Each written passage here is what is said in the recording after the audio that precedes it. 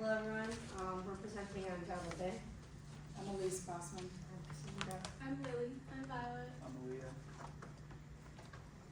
Okay, so Java Bay is a local restaurant. They originally opened in June of 2015. It was originally owned by a man named Bob. It later changed hands to the current owner, Nikki. I believe that was in 2018, and she's owned it ever since. They really focus solely on breakfast. They don't have any sort of like lunch or dinner menu, and their hours reflect that.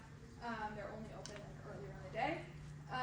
And it's a small business in every sense of the word. It's a small space, small staff, small menu.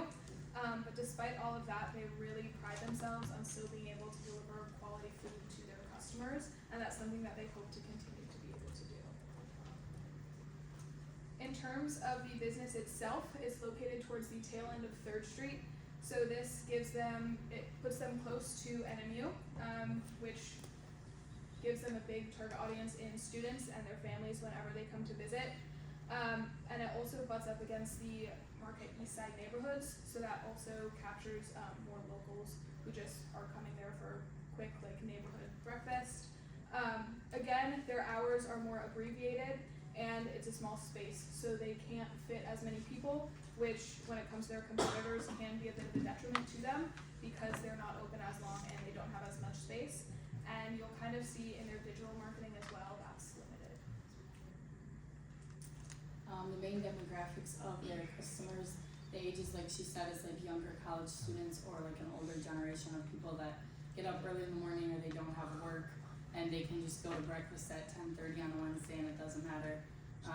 It also is people that really support local businesses, being a local company in Marquette on 3rd Street that like really hones in on, they support local businesses as well and they want the support from everybody else, so locals are another big target audience for them.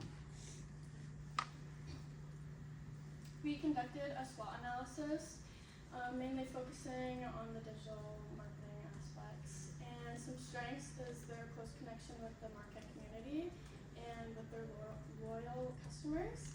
Some weaknesses, they have an inconsistent social media presence and they're reliant on their regulars. Since they don't have that social media consistency and they don't have a website, it's harder to target the tourists. So they are more reliant on the regular Marquette locals that already know about Java Bay.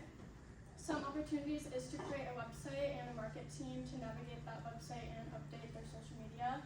And with that, they can create a content calendar that can make it more easier to schedule posts on social media and update their website.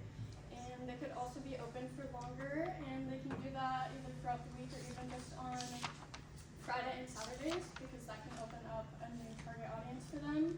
Some threats is other local businesses are open up much longer than Java Bay is, and again with the limited visibility with their social media and their non-existent website. So moving into Java Bay's Google presence, overall it is fairly weak, if not very weak online.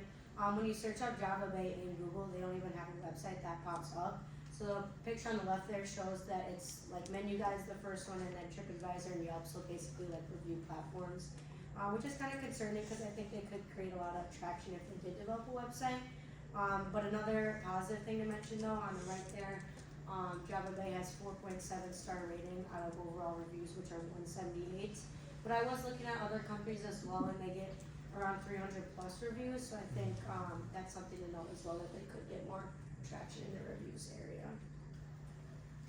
In terms of their social media, they do have Facebook and Instagram. Their Facebook has around 5K followers, which is pretty good thinking of how small the restaurant it is. Also important to note is they do have around 336 reviews on there as well through Facebook, and 96% of those reviews do recommend Java Bay. So I think they do have a good loyal base in terms of their customers, but they could obviously expand as well.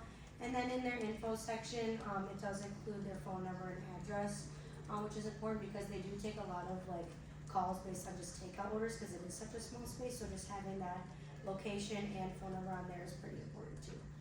And then moving on to their Instagram, they only have about 730 followers and 26 posts. So they are putting much less effort into their Instagram, and I think the most recent post was from a few years ago.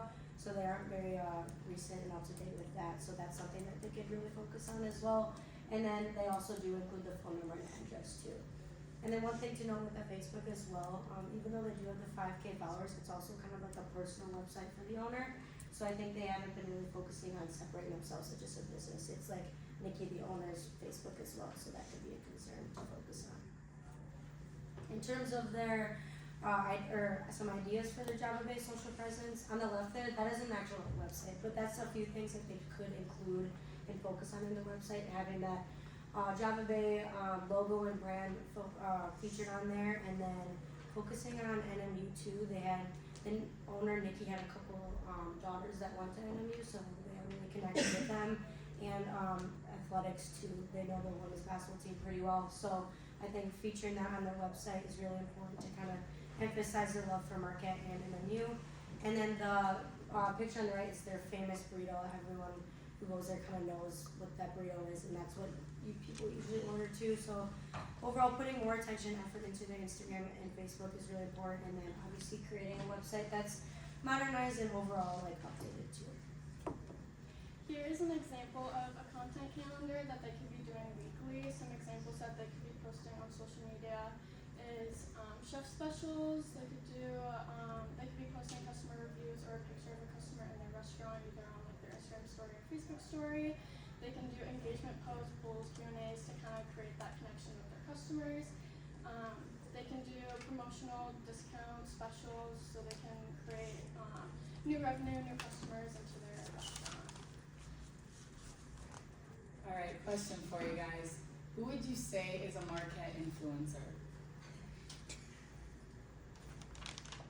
Anybody? Or like specific to NMU? Somebody that you would say is like a big influence? Yeah? The president. Yeah, you got it. Okay, so a social media campaign idea would be using our NMU and Marquette influencer Brock with Java Bay. So doing like a new product competition. And the best way to do these kind of social media campaigns is to focus on the 5 C's of customer motivation. If you run these campaigns and you have no customers doing it, it doesn't work. So having that as the base of your campaign would help get it going. So you need to have something that gets them to connect and actually take it in. So like an eye-catching thing of like Brock walking into Java Bay and somebody's videoing him and he's like, hey, follow me. You know, like something that like is eye-catching, not just like him sitting there looking at you like, hey, Java Bay. You know, like it has to be very engaging and eye-catching and connect with the students. So having the president of their university doing it would be a good way to connect to the students. And then giving them control. So hey, we want to make a new product that you guys want to see at our restaurant. What can we make? And then making it into a competition and giving a prize to the winner. And then obviously creating it as an actual menu item so it keeps the people coming. If your friend wins a product at a restaurant and everybody likes it, then you're all going to start going there more. So like getting something that gets more NMU students there, like a new product named after something at NMU, I think would be a really good idea for them and would connect them to the campus quickly, especially if they could get Brock in there to help them with it. And then another like side thing Brock could do would be like a food review of one of their items, like the breakfast burrito, like, hey, I'm gonna try their breakfast burrito, and then he gives like a super high rating. I feel like that could also get students in, like, oh, I didn't even know they had a burrito. Brock likes it, maybe I should try it. So that's just one idea. And then for their older demographics, being in the Marquette Monthly would be kind of a good idea for them, I think. I actually talked to the person that runs this. It's a local independent magazine company in Marquette, and he said they've been in it from time to time, but they're not consistent. So maybe having like an ad in the Marquette Monthly, like their new product when it gets launched, or just like a breakfast burrito, something that they're very famous for. Putting that in an ad in the Marquette Monthly would also help their older demographic target audience rather than just NMU students. Obviously, you guys probably don't look at this. You might see it around town when you're at a coffee shop, but it's not much of a younger generation thing, but it also does have an online option. So it is also helping their digital media presence. They could post on their Facebook like, hey, check out our ad in Marquette Monthly this month to get more people on their social media as well. So I've compiled a list of 11 different websites of local restaurants, and I basically have the winners and the losers, and it's like by their design. So right away we could look at Iron Bay. I thought they had the best website in Marquette. So let's load up here. They have like a little video down here. Swim for good beer. So like, I think. Yeah, there we go. There we go. I think it's beautiful. And now we have the losers. I think we'll just investigate the bottom two right away. Who here has ate at Lagniappe before? Food's delicious, yeah? Yeah, food's good. Let's check out their website. I don't think they ever switched this up since forever. It's very, correct word would be like Y2K. I don't know. It's pretty old. It's pretty old. They had this since forever. Now, who here likes pasties? Yeah? Alright. I'm gonna call on you guys in a moment here. Here.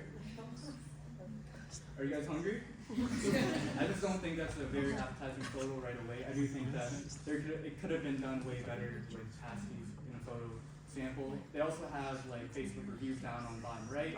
5 star, 5 star, 1 star. So we just got turned away from the talk at 5 p.m. Close at 7 p.m. But making a few sandwiches was just too much work apparently. Maybe you should hire better staff. 1 star.